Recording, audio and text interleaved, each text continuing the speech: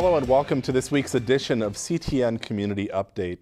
The structural failure of a land bridge on a busy Coon Rapids roadway has forced Anoka County to take emergency action.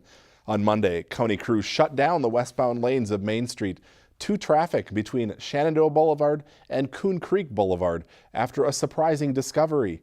CTN Steve Antis has more on the problem and when the roadway could reopen. On a normal day, roughly 20,000 vehicles drive this stretch of County Road 14, commonly known as Main Street in Coon Rapids. But late last week, as an Anoka County construction supervisor drove over this land bridge, he noticed a thump. Driving over our bridges, there's a lot of expansion joints and things that cause thumps, but actually he felt that this was something a little different than normal. That thump, according to County Engineer Doug Fisher, opened an investigation. Structural engineers were consulted, and a contractor was called in to excavate the frost line for a closer look under the westbound lane. There was a structural fault in that bridge that was causing one of the bridge deck panels to sink or collapse, and that's why we had to close the bridge down. More than 30 bridge deck spans are used in the land bridge over peaty soils and Coon Creek. Each stand on pilings driven deep into the ground. And what happened is where the bridge deck sits on one of those pier caps, the notch or the bench where that deck sits actually it either sheared off or collapsed or crushed to some extent, and that concrete panel then slipped down and dropped.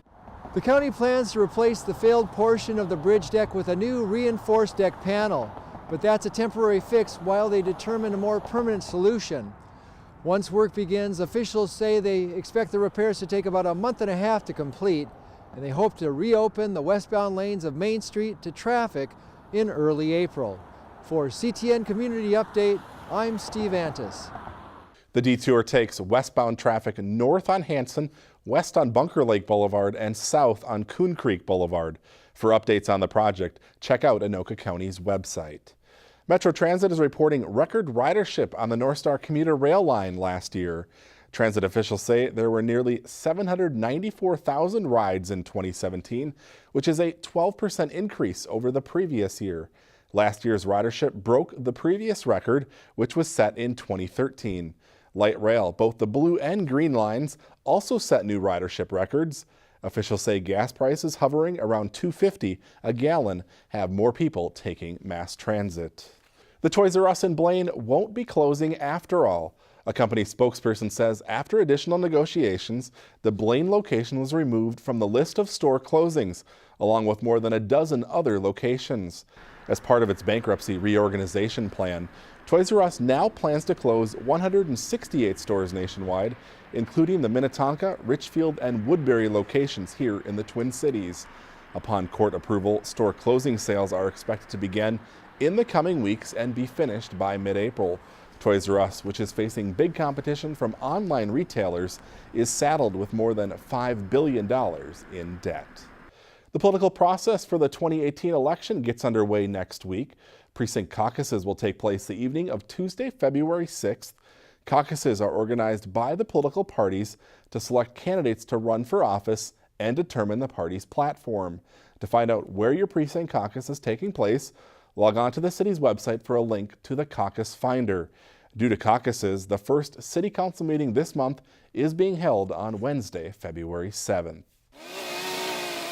Tree trimming got underway this week in Coon Rapids.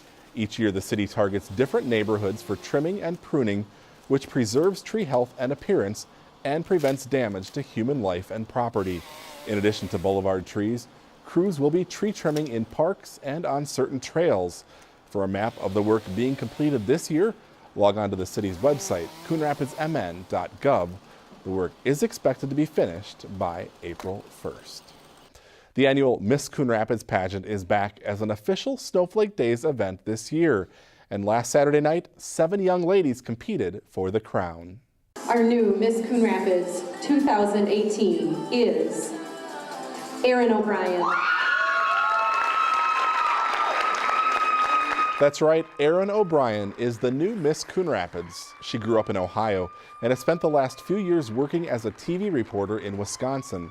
Just 6 months ago, O'Brien moved to Rochester, Minnesota for an anchor job. She says she's excited to represent Coon Rapids and share her love of news with young people. My platform is called Read All About It Youth News Literacy, so it's all about teaching young people not only the importance of consuming the news, but how to consume the news and how to avoid fake news. This is her first win in Minnesota, but O'Brien does have pageant experience in other states. She now goes on to represent Coon Rapids at the Miss Minnesota pageant in June.